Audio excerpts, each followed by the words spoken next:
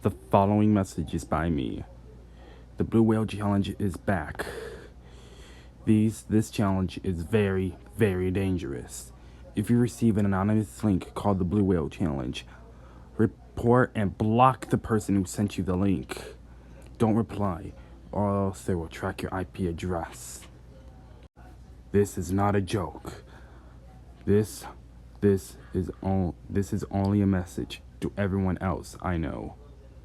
If so, please be safe. Do not click the link. Just block the person. God may be with us.